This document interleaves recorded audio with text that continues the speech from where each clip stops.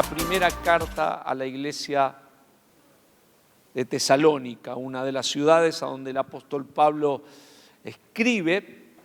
Se dice que es una de las primeras ciudades o las primeras cartas que el apóstol escribe, por lo menos de las que conocemos, ¿sí? La iglesia de Tesalónica. Y ahí vamos a buscar en el capítulo 5. Había un interés, pero también una confusión con algunas cosas. Pero el apóstol Pablo los instruye y les enseña a distancia. Pero quiero poner el foco en uno de los principios que vamos a leer en este capítulo. Vamos a leer del versículo 4 al 10, ¿sí? El contexto es la segunda venida del Señor. El Señor se había ido, los discípulos, cuenta Hechos 1, que lo habían visto, se habían quedado ensordecidos, anonadados, atónitos, viendo cómo el Señor se iba en las nubes, lo perdían de vista. Y como te dije, esta es la primera carta que un apóstol que se encuentra con el Señor resucitado. Él no había andado con los discípulos, pero después casi dice por la ventana entra y es un apóstol. Y les dice esto, ¿no? Les explica y les enseña sobre la segunda venida. Dice: mas vosotros, hermanos, no estáis en tinieblas, para que aquel día os sorprenda como ladrón. ¿Cuántos andan en la luz del Señor? Porque todos vosotros sois hijos de luz e hijos del día. No somos de la noche ni de las tinieblas. Por tanto, no durmamos como los demás, sino velemos y seamos sobrios. Pues los que duermen, de noche duermen, y los que se embriagan, de noche se embriagan. Bueno, algunos de día también. Pero nosotros, que somos del día, seamos sobrios, habiéndonos vestido con la coraza de fe y de amor y con la esperanza de salvación como yelmo, porque no nos ha puesto Dios para ira, sino para alcanzar salvación por medio de nuestro Señor Jesucristo, quien murió por nosotros, para que ya sea que velemos o que durmamos, vivamos juntamente con Él. Espero poder transmitir lo que mi corazón tiene en esta noche, pero puse como título de este mensaje: despertemos. El adormecimiento espiritual es una realidad, pero a la vez en la iglesia es un problema grave. Fíjate que no estoy hablando de aquellos que no tienen luz, que son hijos de las tinieblas, sino el mensaje o la indicación apostólica es hacia aquellos que son hijos de luz. Y es un peligro para la iglesia, pero hoy también se constituye en un fuerte problema. Primero, por toda la revelación que llega a nuestras manos en forma constante. Después también por toda la insistencia que encontramos en la palabra de Dios, una y otra vez, que velemos, que estemos con nuestros ojos abiertos, que no durmamos. Otra expresión parecida es que seamos sobrios. Y también por la necesidad que tiene la iglesia hoy de despertar. El adormecimiento espiritual produce la imposibilidad de vivir un ministerio efectivo.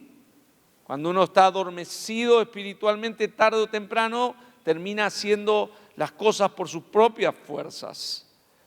El adormecimiento espiritual también construye una espiritualidad licuada, periférica y sin alcance según los propósitos de Dios. Y también el adormecimiento nos anestesia ante el eminente cumplimiento de la segunda venida del Señor. No lo podemos ver. Estamos dormidos. ¿Se acuerdan la parábola de las 10 vírgenes? Unas tenían aceite, otras no. El problema grande era que no tenían aceite, pero en un momento determinado, en plena noche, lo que sucede es que escuchan un grito que las despierta, porque no se puede recibir al novio durmiendo. Después, el aceite es otro problema y es otra predicación. Hoy no voy a predicar de eso, pero tengo ganas. Una persona puede estar adormecida y lo que estaba esperando, inclusive deseaba su corazón, puede estar ahí delante de ella o de él y él no la ve. Está atontada, está adormecida. Podemos estar despiertos, pero no percibir exactamente lo que estamos viendo. ¿Me estoy explicando? Podemos oír, pero no escuchar. Hay ruidos, hay imágenes, pero no estamos despiertos, enfocados. Pasó con el pueblo de Dios, siglos y siglos. Desde Génesis, desde Job ya empieza a haber revelación. Posiblemente Job fue el primer libro en ser escrito del Antiguo Testamento y ya desde ahí amanecían las profecías sobre el Mesías una y otra vez que vendría. Y mientras más se acercaba al tiempo de Jesús, más fuerte y más revelador era esto. Sin embargo, viene el Señor Jesús, se presenta a su pueblo y ellos no lo ven.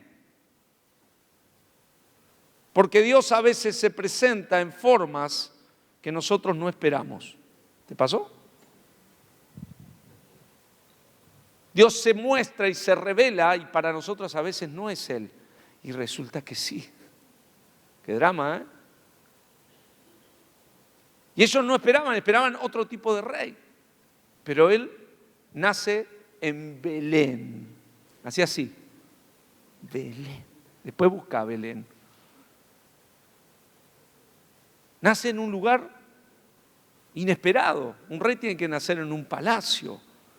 No es así. Ellos esperaban que liberte al pueblo políticamente, socialmente. Cuando lo ven ejercer, dicen, no, mi reino no es de este mundo, yo no voy a participar en eso que ustedes quieren.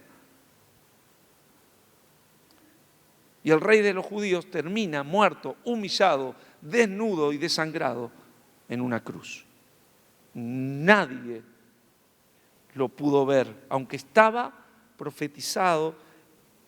Ellos estaban adormecidos espiritualmente. Pero después de semejante ejemplo, Dios nos da otra oportunidad. Decirle que está al lado, ahora tenemos otra oportunidad. Porque hubo una primera venida y ahora es ¿cuál? ¿Te das cuenta de la responsabilidad, no? Estamos esperando al Señor. Recién los cantábamos. Dios entrelazó muchas cosas entre la adoración, pero entre ellas, Señor, queremos ser parte del gran despertar, una cosa así, ¿no? Yo decía, Señor, wow, de tu gran despertar. Déjame compartirte principios con los cuales Dios estuvo trabajando en los últimos días, las últimas horas con mi corazón, ministrando mi vida. Actitudes espirituales que despiertan a la iglesia. ¿Cuántos quieren despertar? ¿O cuántos no quieren estar dormidos? A ver. Bueno, algunos están dormidos, no pueden ni levantar. Despiértenlo, porque está medio oscurito en algunas zonas. ¿Están acá? Ahí está, gracias. Ahora se despertaron todos, mirá.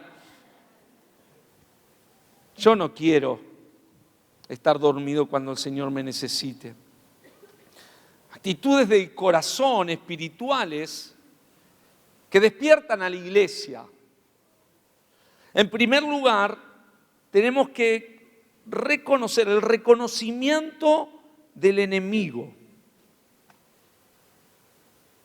El reconocimiento de un enemigo que nos quiere entenebrecer, que nos quiere dormir. Esto viene de la mano con la guerra espiritual. Ahora esto se va a entramar y te vas a ir dando cuenta. Pero Marcos 1, 2, vamos a ir mucho a la palabra, así que ¿trajeron Biblia así como yo? A ver, los cristianos que trajeron Biblia de papel. No, los otros también.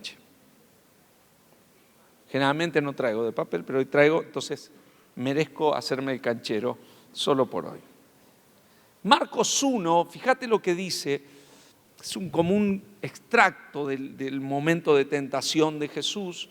Dice enseguida, es decir, luego de haber sido bautizado, el Espíritu lo impulsó al Señor a ir al desierto. Y allí, en el desierto, fue tentado por Satanás durante 40 días. Estaba entre las fieras y los ángeles le servían. Jesús es confrontado. Él no solo reconoce que hay un enemigo del reino de Dios. Yo no te quiero predicar de Satanás, solo te quiero abrir los ojos. Hay un enemigo. Jesús tuvo que confrontarlo. Es decir, Jesús fue a ayunar y estaba buscando de Dios, y lo que nos dice de esos 40 días es que fue tentado durante todos ellos por Satanás, perfectamente identificado. No es alguien, no es capaz, quizá no necesitas una interpretación, no, y los otros evangelios dan más contenido a este episodio, pero es él. Porque quien está despierto, en realidad está en pie de guerra. Porque primero tenemos que obedecer a este llamado de despertarnos, y el Señor nos tiene que despertar, pero una vez que estás despierto, sucede algo. No es despierto porque sí. Estás despierto a una realidad espiritual. Y lo que el enemigo quiere es adormecer a la iglesia, sacarle su acción, sacarle la iluminación sobre este mundo, el efecto que tenía, quiere adormecernos. Y en estar despierto se le ha revelado que debe vivir en la victoria de Cristo, pero también que existe un enemigo, el enemigo de las almas, el acusador de los hermanos, el condenador. La guerra espiritual no es contra Dios. La guerra de Satanás no es contra Dios. La guerra espiritual es contra los hombres. Después lee Génesis 3 y saca tus conclusiones. Lo herirá a la mujer en el Cacán, ¿te acordás, no? Es contra el hombre, contra la mujer, contra la humanidad. Dios, ¿por qué? Porque Dios ya venció en la cruz, dice la palabra, venció en la cruz a Satanás. Entonces, Él sabe perfectamente que ya perdió contra Dios, pero como no puede arrebatarle esa victoria, porque Dios venció a través de Jesús en la cruz, va a hacer todo lo posible para arruinar el plan y herir su corazón tocando a los suyos.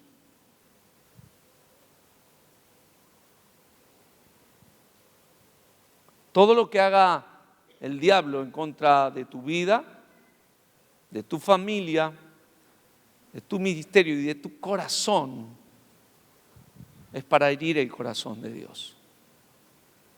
A veces somos muy egoístas nosotros en nuestro pensamiento. Caí en pecado. Está todo pensado alrededor nuestro, ¿no? Lo que podemos movernos, pero eso contrista, entristece el Espíritu Santo y hiere el corazón de Dios. Como no le puede ganar, busca herirlo. Entonces, el que está despierto sabe que no tiene que ignorar las maquinaciones de Satanás. Estate alerta. Abrí tus ojos. Ojo con lo que te rodea. Estate como una atalaya, como un centinela. El Señor está en Getsemaní, en el jardín. Hoy volvíamos de un viaje y justo paramos a comprar aceite de oliva que a mi esposa le gusta mucho. Es un lujo hoy, Dios mío. Casi tengo que dejar la rueda del auto para traerme una botellita de medio litro. Le dije cuánto valía la gota, no el litro. Bueno, ahí, porque es como el ramo de flores para mi esposa. Y ahí estaban los olivos detrás del lugar, ¿no? En plena ruta. Y me acordé de ese momento de Getsemaní. Y toda la batalla que hubo allí en Getsemaní. Y el Señor va con sus discípulos, ya habiendo dejado a 9 en la primera estación, va a la segunda estación y deja a 3 más. Le dije, quédense acá, y va un poco más adelante y ora, pero cuando va con los 3 les dice, mi corazón está destrozado.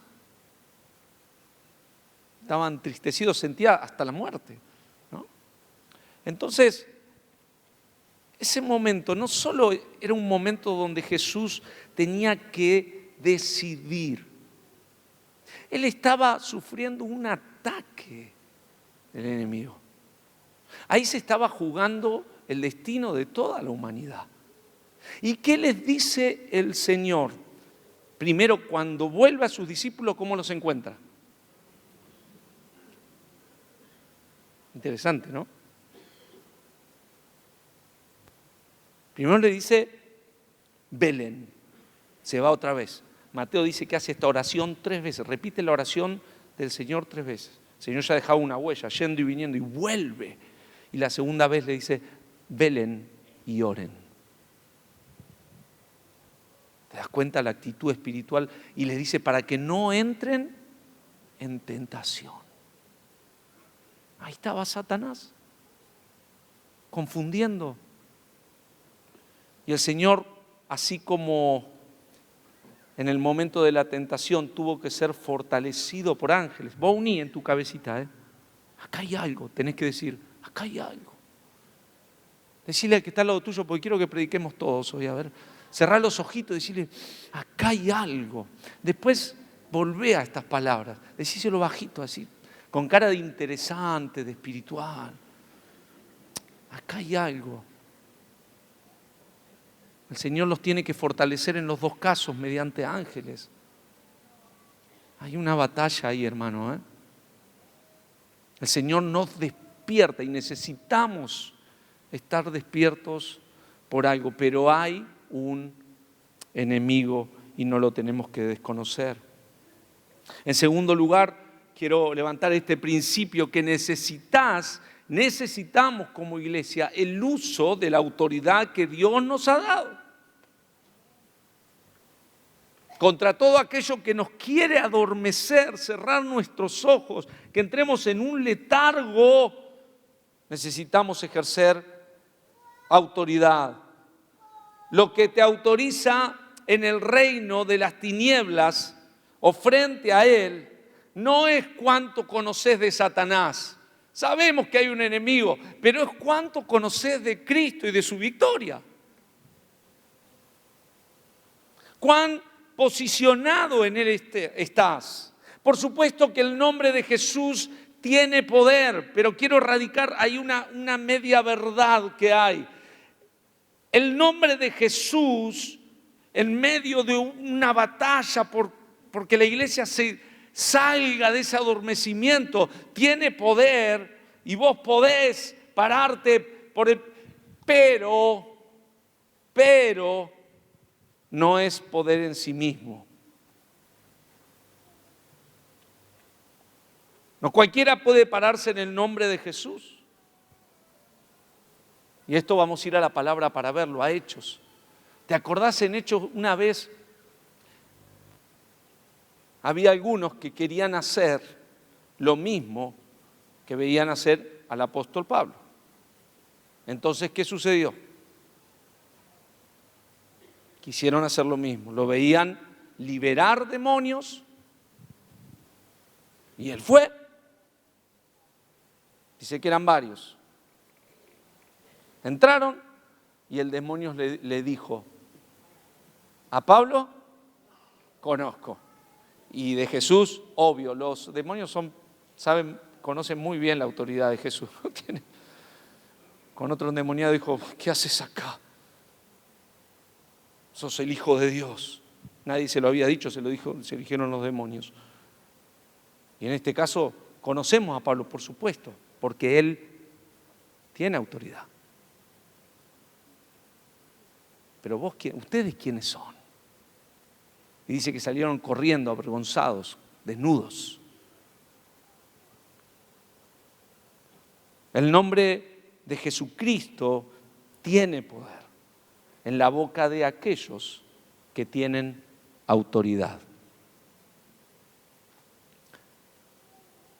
Salir a hacer cosas, bienes, según la palabra lo envía, no es un método. No son palabras mágicas si estás frente a alguien que necesita, por ejemplo, una liberación. No podés copiar y pegar. La autoridad no la tiene esa frase en sí misma, sino que la aporta aquel que lo dice. ¿Me estás entendiendo? ¿Cuántos me están entendiendo? ¿Querés ganar autoridad espiritual? ¿Querés pararte firme frente a lo que quiere hacer en estos tiempos Satanás, el enemigo de la iglesia, el enemigo de tu corazón, quien vino para hurtar, para matar y destruir, que no está jugando? Entonces, eso no se gana ni con gritos, ni con frases aprendidas, ni con oraciones largas, ni con palabras complicadas. Tenés que alinear tu corazón a la vida que Dios quiere que lleves. Tenés que trabajar la sujeción. Hola.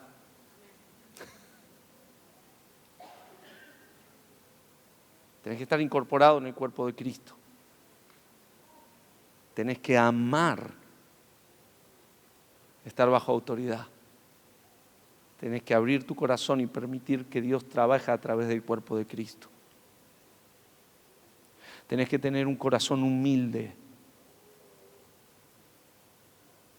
Me estoy acordando justo un pasaje en este momento que no me voy a acordar dónde está y tampoco me lo acuerdo de memoria, así que se los transmito telepáticamente. Humillaos, pues, bajo la poderosa mano de Dios. Reprended y huirá. ¿Qué está primero? La humildad, la humillación de corazón, voluntaria. Hermano amado, no hay autoridad si hay orgullo, arrogancia, egoísmo, si tu corazón, tu carácter no está tratado.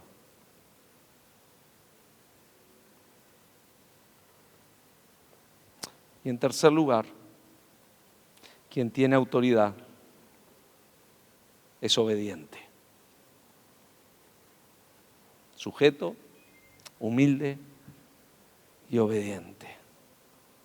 Qué maravilloso que el mismo lugar en donde Satanás quiso quebrar el propósito de Dios, avergonzándolo en una cruz, es exactamente el mismo lugar donde Jesucristo lo venció. ¿Dónde venció Jesús a Satanás?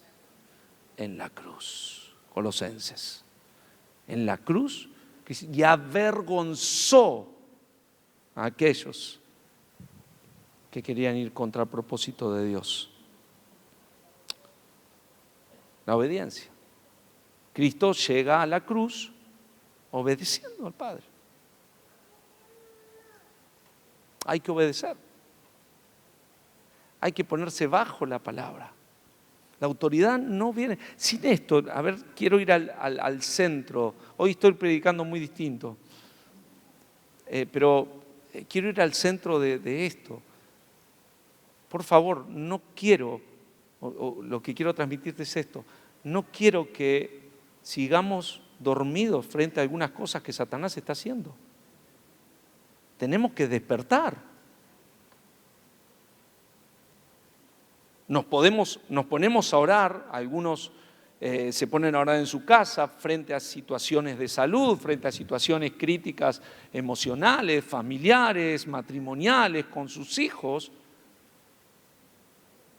pero viven independientes del cuerpo de Cristo, sus corazones están llenos de orgullo y no obedecen la palabra. Detrás de eso no hay autoridad. Vos podés gritar, ayunar y hacer un montón de malabarismos espirituales que no va y decir Jesús, Jesús, Jesús, así repetirlo miles de veces. Eso no tiene efecto, hermano. Es muy importante que entendamos esto. Pero ¿cuántos saben que el Señor nos quiere dar autoridad? Él dijo, toda autoridad me es dada en el cielo y en la tierra, por tanto, y entre todas esas cosas, ¿sabes qué había? Que nosotros tomemos autoridad. Los principados, potestades, demonios. Dios nos dio esa autoridad. Y es su deseo que nosotros la ejerzamos para bien. En tercer lugar, reconocer un enemigo, tomar autoridad, pero también la protección de la armadura. Y todos conocemos el pasaje de Efesios 6, anotalo por ahí porque vamos a ir mucho a la palabra, Efesios 6, y trata de buscarlo en tu casa, pero ahí en Efesios 6 donde se describe, el apóstol Pablo está mirando quizás preso, y mira, preso por Cristo, y mira ahí un soldado romano y él, esa figura le sirve para dar una enseñanza a la iglesia de Éfeso. Pero esa armadura, esa descripción que está en Efesios, ¿la tenemos ahí? Ah, la anterior, bueno, pero no importa. Tiene una doble aplicación que hoy te quiero dejar. Primero, el uso de cada una de esas armas que describe. Allí está la palabra, está el uso de la fe. ¿Qué más? ¿La coraza de qué? De justicia, la paz que tenemos en el Señor, el calzado, el yelmo de la salvación, el escudo. ¿El escudo de qué? De la fe. No es solo el escudo de la fe, ¿no? Pero por supuesto que el Señor quiere que usemos cada una de esas armas para que no entremos en un estado de adormecimiento espiritual. Cuando Dios nos despierta, lo primero que quiere es que tomemos esas armas. Joel 2, desde el versículo 9, dice: proclamad esto entre las naciones, proclamad guerra, despertad, despertad, despertad a los valientes, acérquense. Vengan todos los hombres de guerra, forjad espadas de vuestros asadones, lanzas de vuestras hoces. Diga al débil, fuerte soy. Juntaos y venid, naciones todas de alrededor, y congregaos a venir allí, oh Jehová, a tus fuertes. Despiértense las naciones y suban al valle de Josafat. Suban ahí. 2 veces nombra a Josafat. Y hay algo que quiero adherir acá, algo importantísimo. Cuando estamos pensando en pararnos frente al enemigo y con la autoridad que Dios nos da, una de las herramientas de nuestro arsenal, una arma valiosísima de nuestro arsenal espiritual es la adoración.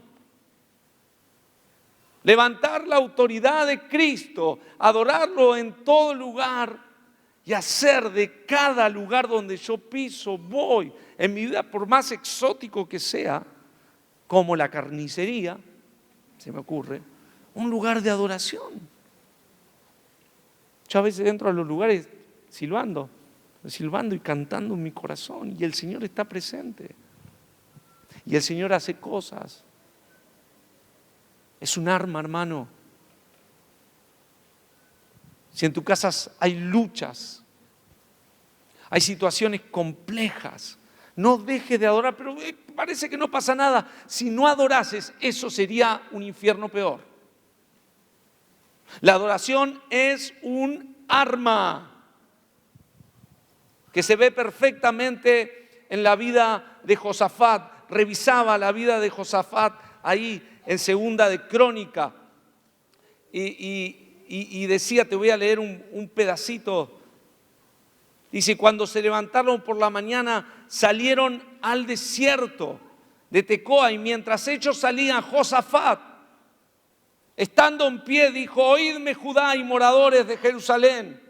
Él se estaba enfrentando a un ejército inmenso, obedeciendo a Dios. Creed en Jehová vuestro Dios y estaréis seguros. Creed en sus profetas y seréis prosperados. Ha habido consejo en el pueblo, puso a algunos que cantasen. ¡Qué locura! Porque las armas de nuestra milicia no son carnales. Como un tipo, con todo respeto, Josafat, pero que tenía un ejército frente, no eran unos, eran tres, que venían, se va a poner a cantar. ¿Cómo vos que estás en angustia, en tristeza y tenés tu chico que no puede más, uno alejado, el otro que se pelea con medio mundo, que está atrapado, cómo podés cantar si tu hijo está en adicciones? ¿Cómo puede ser? Adora al Señor. Levántalo en medio de esa situación bélica. Tus armas son diferentes. Los puso a cantar y que alabasen a Jehová, vestidos de ornamentos sagrados, mientras salía la gente armada en su contra, y que dijesen, glorificad a Jehová, porque su misericordia es para siempre. Y cuando comenzaron a entonar cantos de alabanza, Jehová puso contra los hijos de Amón, de Moab y del monte de Seir las emboscadas de ellos mismos que venían contra Judá, y se mataron los unos con los otros. Cuando vos levantás al Señor y utilizás la arma de la alabanza y de la adoración, Dios se encarga. Dios se encarga. Vos adoralo a Él. Creo que lo podemos hacer más fuerte, ¿no? Adoremos al Señor. Él es digno. Así es su misericordia. Despertemos. Mira las armas. No, son armas espirituales, no uses otras. El Señor dice, es lo que te puse en tus manos. Parecen, viste lo que leíamos recién en Joel, parecen cosas hechas para otros momentos. No, de eso Dios hace armas. Sé valiente, luchá. Hay cosas que no se solucionan con curitas espirituales. Hay cosas que no se solucionan con aspirinas pasajeras. Es hora que te pongas de pie y pelees, pero con las armas que Dios te dio. Pelea por tu familia, pelea por tu llamado, pelea por tus hijos, pelea por tu esposo. Párate firme en la victoria que Dios ya ganó a través de Cristo. No te vayas de Él, porque es en Él. Segunda de Corintios, anotalo también, 10, 3 y 5, dice: pues aunque andamos en la carne, no militamos según la carne. ¿Qué está diciendo? Ojo, no te confundas. Aunque andás todo el día y te cruzás con un montón de gente que usa otros elementos de vida para solucionar, vos no. Porque las armas de nuestra milicia no son carnales, sino poderosas en Dios para la destrucción de fortalezas, derribando argumentos y toda, fíjate acá aparece, altivez, de que hablábamos hace un rato, de humildad, toda altivez que se levanta contra el conocimiento de Dios y llevando cautivo todo pensamiento, ¿a qué? A la obediencia. Apareció otra vez. Humildad, obediencia. Pero por otro lado, aparte de usar esas armas que Dios pone, esa armadura que Dios nos da, interpreto, esto lo transmitía el reverendo Cabrera y me pareció fantástico, ¿no? Que vestirnos de esa armadura es vestirnos de Cristo o meternos en Él. Es fantástico. ¿Por qué? Fíjate, Efesios 6:10 dice: por lo demás, hermanos míos, fortaleceos en el Señor. ¿Dónde? En el Señor. Y en el poder de su fuerza. En Él. Tienes que permanecer firme en esa libertad y en su persona. ¿Permanecer dónde? Estamos aprendiendo y enseñando las barcas. ¿Dónde? En Él. Esa es la clave. En Cristo. Ponerte la armadura, en otras palabras, es vestirte de Cristo y estar en Él. Estar dentro de la armadura, estar en Él, refugiado en su persona. Ceñidos vuestros lomos de la verdad. ¿Qué es Él? ¿Qué es Cristo? Es el camino, la verdad y la vida. Vestidos de la coraza de justicia. Él es el justo y nuestra justicia es Él. Es Él. Calzaos los pies del evangelio de la paz. Él es el príncipe de paz, el escudo de la fe. Él es el autor y consumador de nuestra fe, el yelmo de la salvación. Él es quien nos salvó. Él es nuestro Salvador. Y la espada del Espíritu. Él es el verbo, la palabra, desde el principio. Así que tener nuestra armadura puesta es, en definitiva, estar en Cristo y escondernos en Él. Maravilloso. Así que cuando luches, cuando estés en la madrugada, solito, solita, o en la mañana muy temprano, orando al Señor y luchando espiritualmente, jamás tengas miedo. Mira lo que dice el Salmo 27. Jehová es mi luz y mi salvación. ¿De quién temeré? ¿De quién me atemorizaré? Porque Él, Jehová, es la fortaleza de mi vida. Acordate que habíamos leído: fortaleceos en el Señor y en el poder de ¿qué? De su fuerza. Él es la fortaleza de mi vida. Y sigue diciendo el Salmo después, fíjate en el versículo 5, porque Él me esconderá en su tabernáculo en el día del mal. Me ocultará en lo reservado de su morada, sobre una roca me pondrá en alto. Vas a estar rodeado, hermano. Si estás en Cristo, tenés que estar tranquilo. No es que simplemente estás despertando a la victoria que Dios ya te dio en Cristo Jesús. Es decir, estás en Él. ¿Me estoy explicando? Estás en Cristo. ¿Dónde está el temor? Cuando se juntaron contra mí los malignos, mis angustiadores, mis enemigos para comer mis carnes, ellos tropezaron y cayeron, como Josafat. Aunque un ejército acampe contra mí, no temerá mi corazón, aunque vengan espiritualmente las adversidades, las autoridades de maldad que tengan que venir, no temerá mi corazón, aunque contra mí se levante guerra, yo estaré confiado.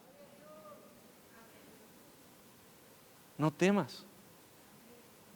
El Señor es tu refugio, Él es tu escondedero, Él es tu escudo, Él es tu castillo fuerte.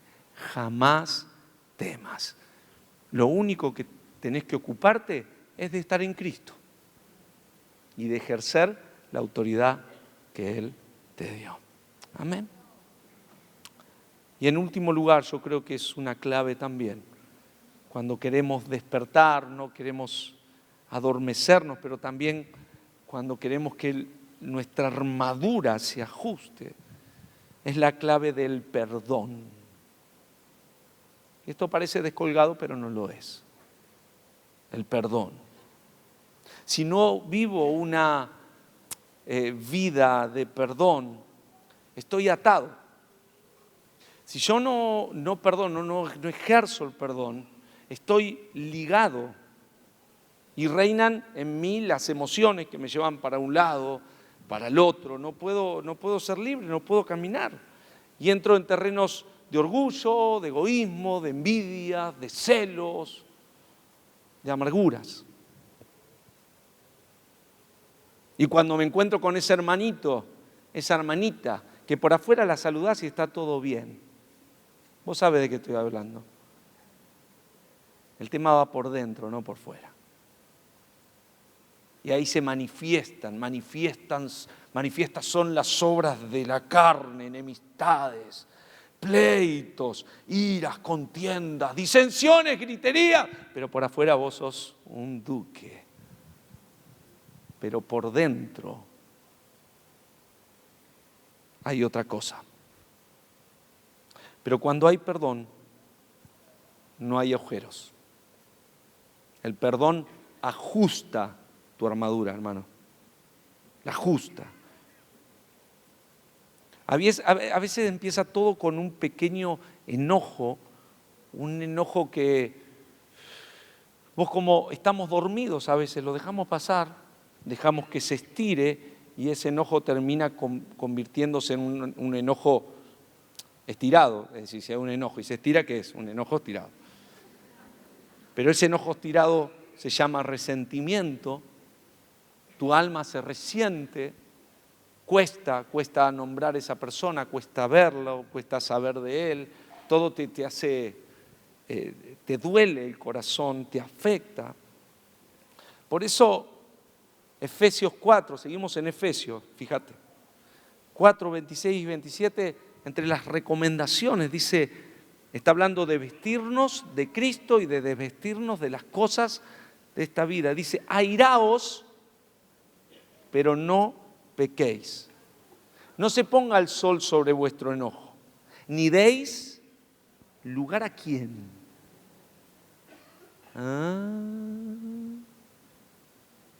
¿Estás entendiendo? Bueno, no sé si amén, pero al menos decime que sí. Acá hay algo. Porque la falta de perdón también adormece tu corazón, lo desenfoca completamente. No está Cristo, no estás con tus ojos puestos en Cristo. Estás con tus ojos puestos en eso que te afecta, en esa amargura, en esa cuestión, esos sentimientos de enemistad. No le des lugar al diablo para que juegue con tu corazón, con tu vida. Como el león juega con la presa antes de comérsela. Por favor, sé honesto, pedí perdón, perdoná, restaurar relaciones. Cuidá tu corazón. Creo que todos escuchamos la parábola de Mateo 18, ¿no? Los dos deudores, ¿se acuerdan? El Señor habla esto a nivel de reino y dice, había dos deudores y uno tenía una deuda tremenda que comprometía su casa, su mujer, sus hijos para pagarla y no llegaba, era terrible. Y este rey dice que lo perdona. No, perdón, un acto de bondad increíble. Dice, bueno, no tenés más deuda, firmame acá, firmo, se va. Apenas sale y es liberado de esa deuda, dice que se acuerda y se cruza uno que le debía muchísimo menos de lo que él le debía a este rey. Y dice que le exige. No lo perdona como él fue perdonado, sino que exige que esa deuda chiquitita a comparación de la que tenía fuese pagada. Y dice que el rey o el señor se entera de esto que había pasado y lo manda a llamar otra vez. Y figura ahí, en ese momento que se vuelven a encontrar, dice que el señor se aira, se enoja con esta persona. Y claro, ¿cómo va a hacer esto? Es un acto es incompatible. Yo te perdoné semejante deuda y vos no sos capaz de extender esa misericordia a otro. Y dice que lo deja en manos de los verdugos. Yo creo que no me tomo tanta libertad para interpretar que los verdugos son los enemigos. Que los verdugos a veces son demonios a los cuales autorizamos por no perdonar para que atormenten y traigan opresión a nuestra vida. Soltá perdón. Aprende a perdonar. ¿Cuántas veces? Las que sean necesarias. Hasta 7 veces le dijo el discípulo, 70 veces 7. Es decir, no es una cuestión de números acá. ¿Querés multiplicar? Bueno, hacés 70 por 7. Es decir, 490, la 491 ya tenés para un desliz, para no perdonar, y esa la tomás. No se trata de eso. El perdón tiene que fluir porque tenés que ser siempre consciente de que hay un Dios que te perdonó eternamente, cosas que jamás hubiese sido posible pagar por tus propios medios. De ahí para abajo, perdonamos todos por la gracia que hemos recibido. Amén. Así de sencillo. Quien no perdona no entendió la gracia de Dios todavía. No podemos salir a luchar por aquello que Dios nos entregó cuando tenemos este problema de falta de perdón, rencor, que cada vez se va haciendo más profundo hasta echar raíces de amargura en nuestro corazón. No podemos. Y termina diciendo la parábola de Mateo 18, así también, para que no queden dudas, así también mi Padre Celestial, dice Jesús, hará con vosotros si no perdonamos de todo, presten atención a todo lo que Jesús dice, si no perdonamos de todo corazón a nuestros hermanos sus ofensas. Decirle al que está al lado tuyo, chupate esa mandarina.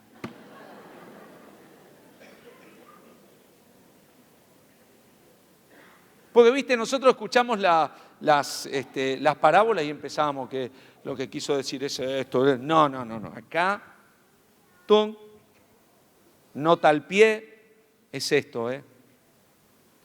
No, que el rey, me parece que el Señor, no sé si está hablando de Dios, no. Dice, mi Padre Celestial hará con vosotros si no perdonamos de corazón a nuestros hermanos nuestras ofensas.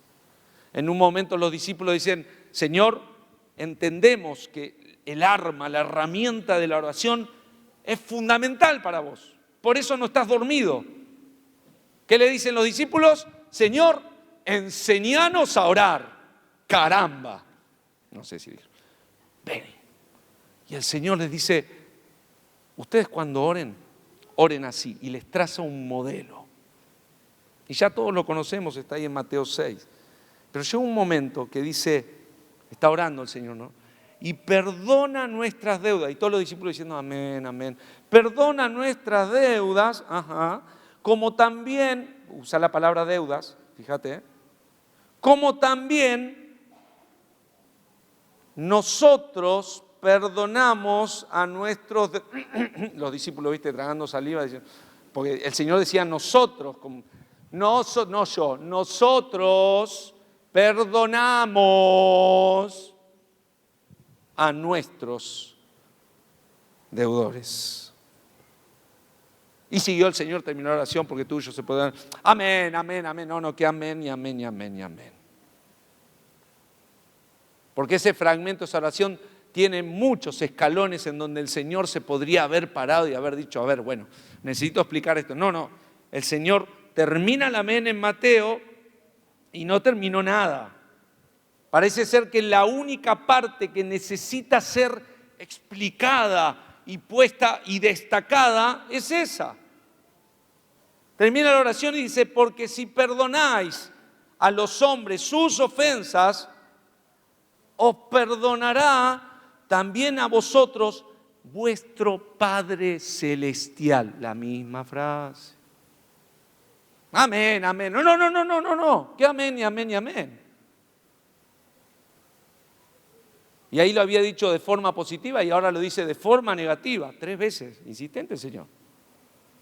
Mas si no perdonáis a los hombres sus ofensas, no dice deudas, se dice ofensas, para que no seamos tan figurativos, tampoco vuestro Padre os perdonará.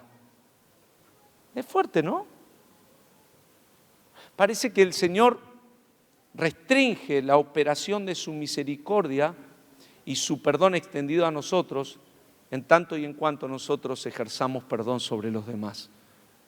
A nosotros nos cuesta esto porque vemos la misericordia de... No, pero Dios es justo también, ¿eh? Su misericordia no agota su justicia. Y esto vos no lo veas, hermanos, como una amenaza. Esto velo como una promesa. ¿Cuántos dicen amén? Promesa. No, Dios no me va a perdonar. No, Dios quiere que yo viva bien, porque si yo no perdono, el que me perjudico, ¿quién es? Aquel que no perdoné, no, yo. Yo me quedo con esa amargura, con ese sentir. ¿Y qué empieza a pasar con mi vida? De a poco se empieza a adormecer. El perdón es clave. Vos querés batallar y vencer en el nombre del Señor, tu corazón tiene que estar libre en esto, hermano.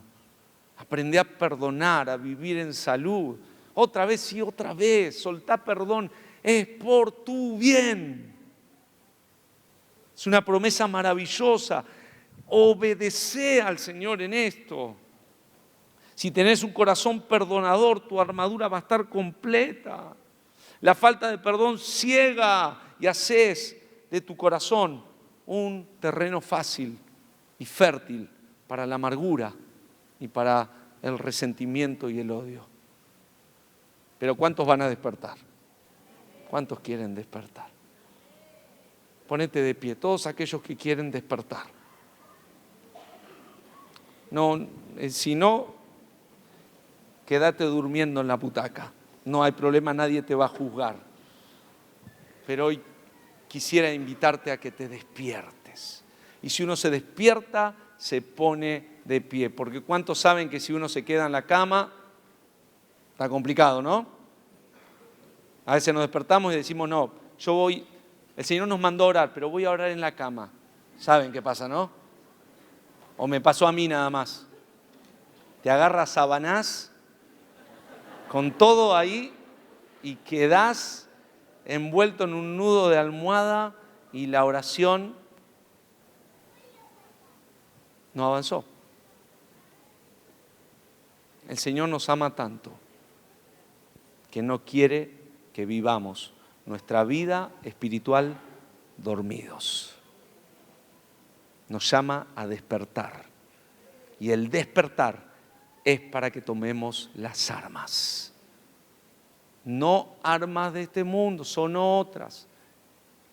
Desinstala ese chip, por favor. No, mis hijos, le está pasando esto, no sé si es tan espiritual.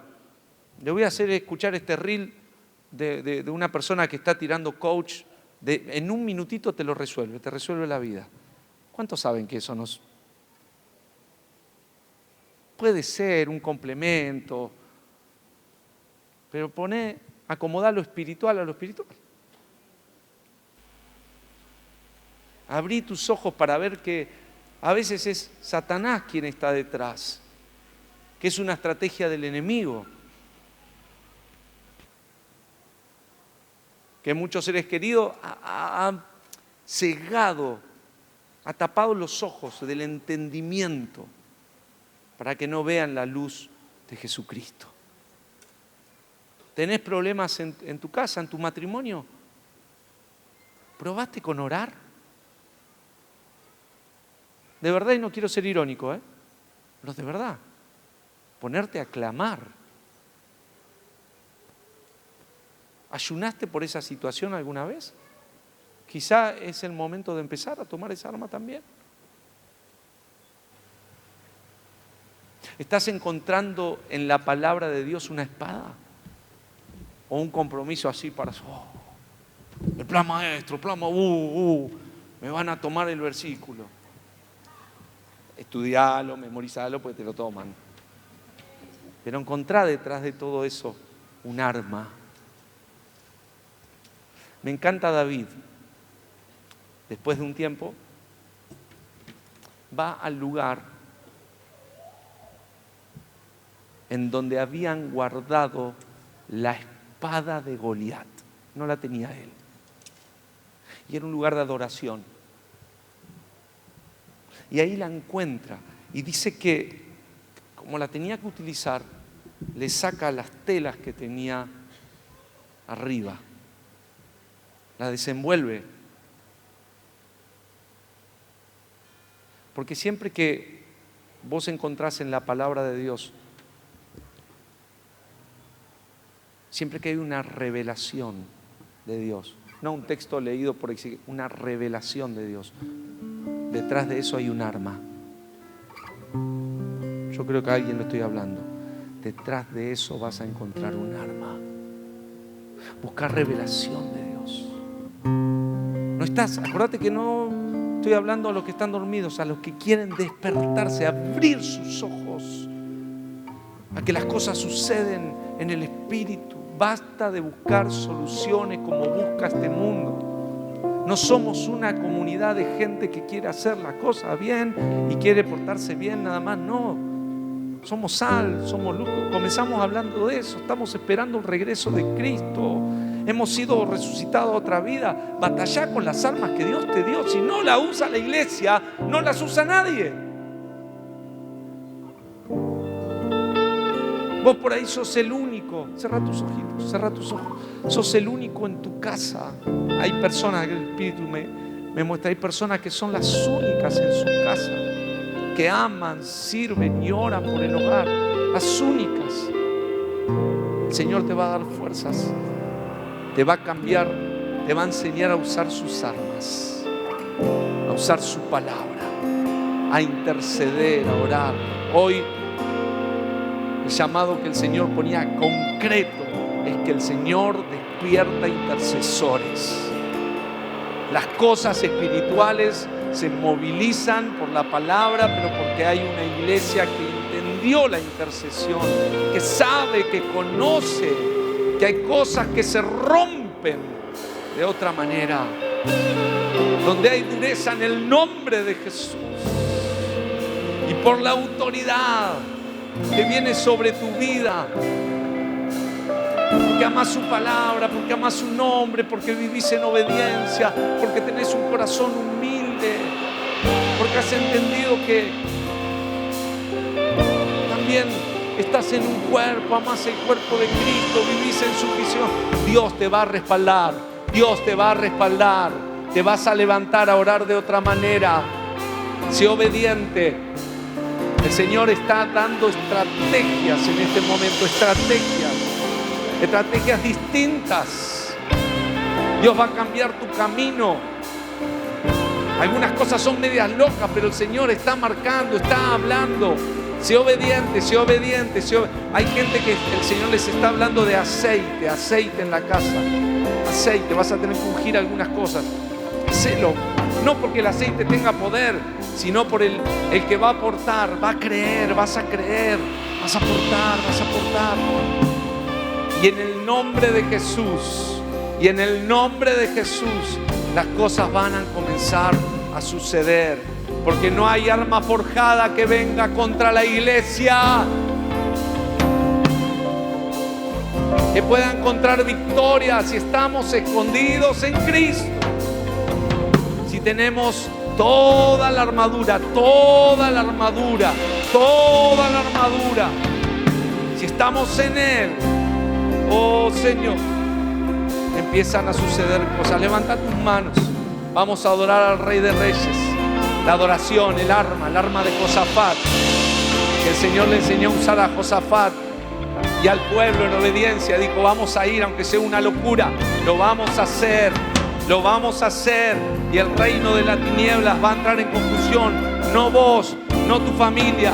Nuestras armas no son carnales, son poderosas en Cristo Jesús para la destrucción de fortalezas. Ahora en el nombre de Jesús, levanta tus manos, empezá a adorar, a reconocer al Señor, aquel que hace las cosas que son imposibles. Te adoramos, Jesús. Está sobre toda autoridad, sobre todo principado, sentado a la diestra del Padre. Aleluya.